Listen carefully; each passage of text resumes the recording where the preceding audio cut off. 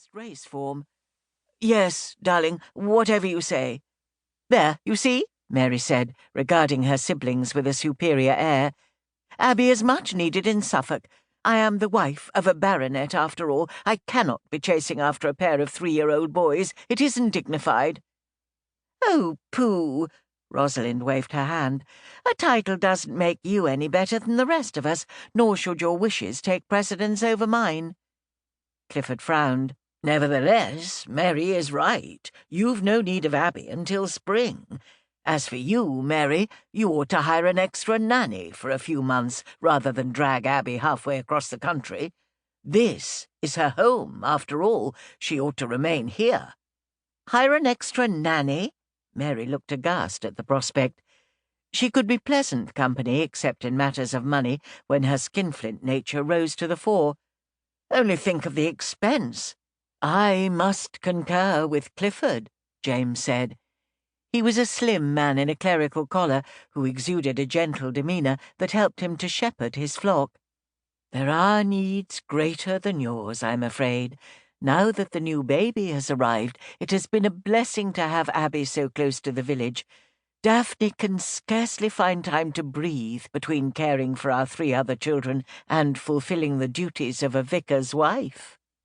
It has indeed been difficult, Daphne said, languidly waving an ivory fan at her pretty face. There are times when I'm quite overwhelmed, and Abby's help has been a godsend.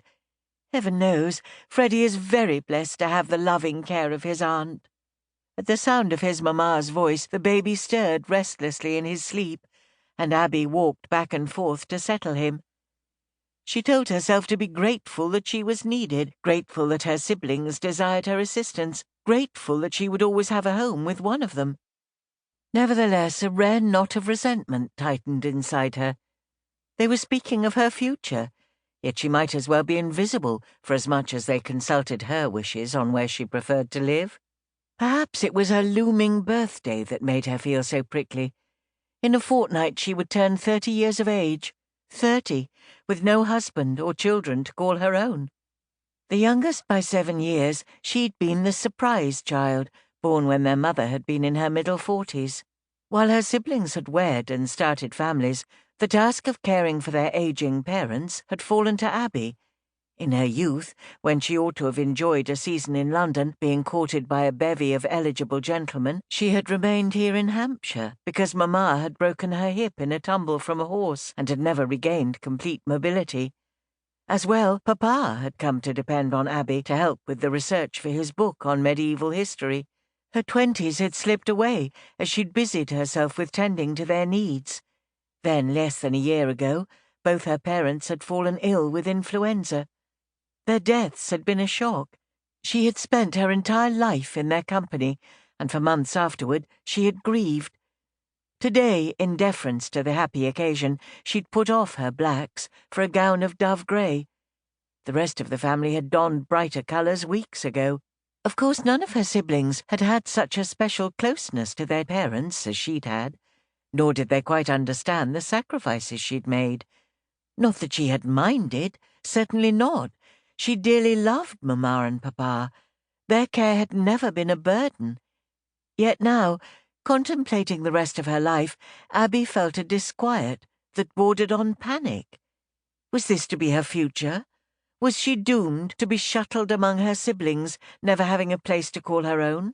When she grew old and grey, would there come a time when her nieces and nephews squabbled over who must take her in? Running a fingertip over the baby's soft cheek, Abby knew with a pang that life had passed her by. The romantic dreams of her youth had burned to ashes. She was a spinster. In all likelihood, she would never know marriage or motherhood. Oh, she'd had a few suitors over the years. One, quite recently, Mr. Babcock, a gentleman farmer, had offered for her this past spring, but she'd put him off with a polite refusal. Nevertheless, he'd declared his intention to ask again, once her full year of mourning was over. Abby toyed with the notion of accepting him. Mr. Babcock was a decent man, solid and respectable, but she would have to share the same house with his hen-pecking mother and strict Calvinistic father. Was she truly so desperate as to wed someone whose